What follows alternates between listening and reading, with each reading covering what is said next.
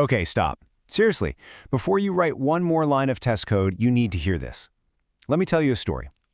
My first QA job, I spent, I kid you not, 6 months building this test automation framework. I had hundreds of test cases, pages and pages of scripts.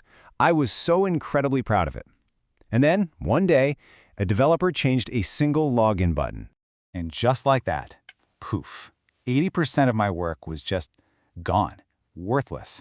That one moment, I'm not exaggerating, it almost ended my QA career before it even got off the ground. And listen, if you're building your first framework right now, I'm willing to bet you're on the exact same path to making the exact same mistakes I did.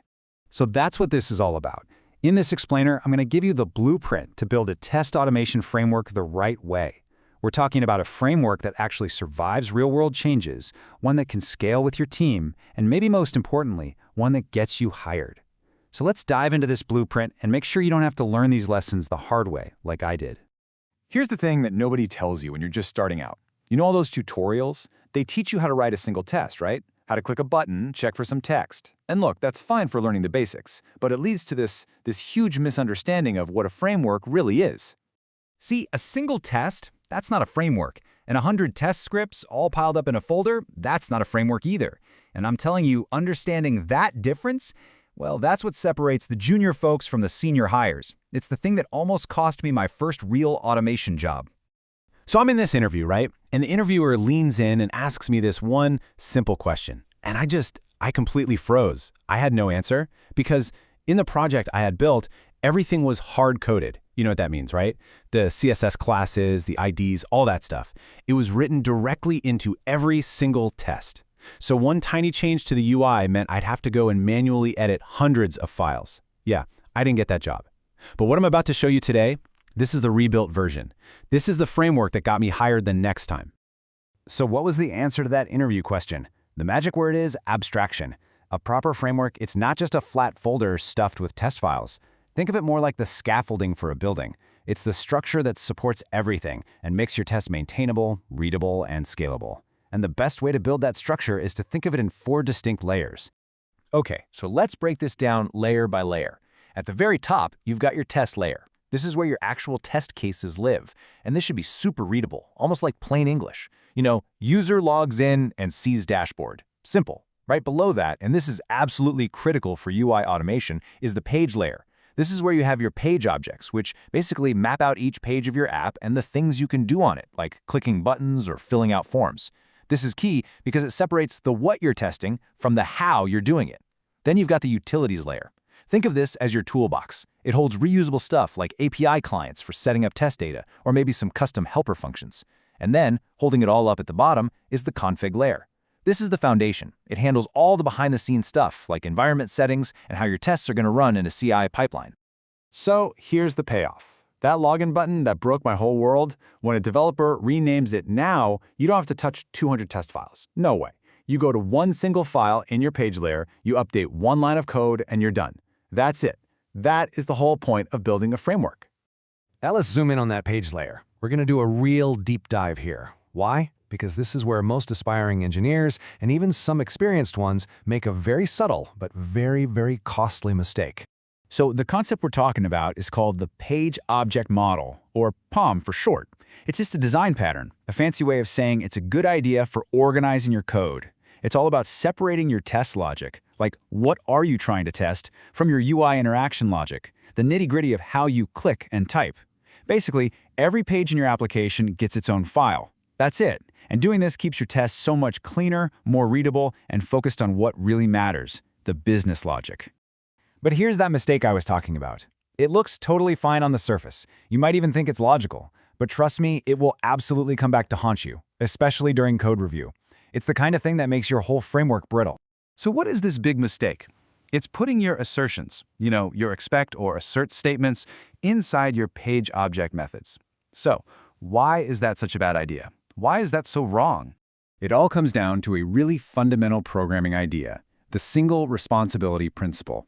Basically, every piece of your code should have one job and do it well. A page object's job is to model a page and give you the actions you can perform on it. Click this, type that.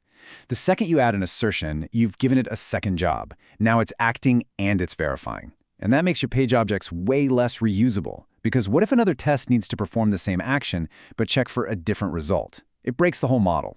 So here's the rule. Keep your actions in the page objects and keep your assertions in the test files, always. All right, next up, the professional CI/CD pipeline. Now listen, I've looked at dozens, maybe hundreds of junior portfolios over the years. And here's what I've seen. Most people, they get the basic tests right. A good number of them even get the page object model right. But almost nobody, and I mean nobody, nails the configuration and the CI/CD layer.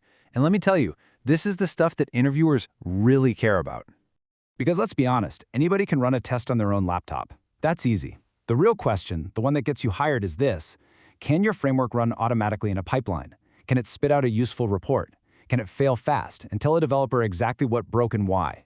What we're about to cover next is probably the single most important thing you can add to your portfolio to make it stand out. So what does a professional setup look like? Well, it all starts with a central config file. This lets you easily manage different environments, so you can switch between testing on your local machine and, say, a staging server. For local debugging, you want a nice visual HTML reporter, with screenshots and traces so you can see what went wrong. But for the automated runs in the cloud, you'll generate a JUnit report. That's just a standard format that CI systems can easily understand. And the whole thing, the entire process, is automated with something like GitHub Actions. So now, every time a developer pushes new code, your tests can run automatically.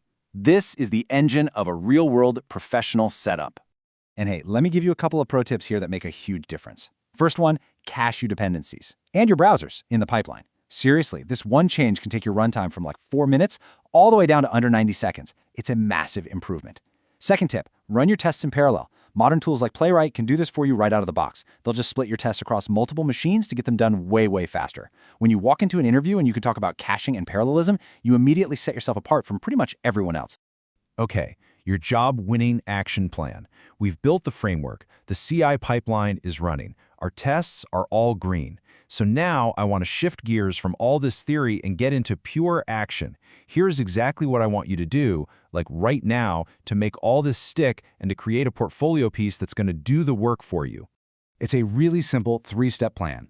Step 1, clone the starter repository that I've linked down below. It's got the whole folder structure, a sample page object, and even the GitHub Actions workflow all wired up and ready to go for you. Step 2, I want you to replace my sample tests with 5 of your own tests for a website you actually use. Get that pipeline to run green with your name on it. And finally, step 3, put that shiny new repository right on your GitHub profile. Make it visible. And I am absolutely serious about this.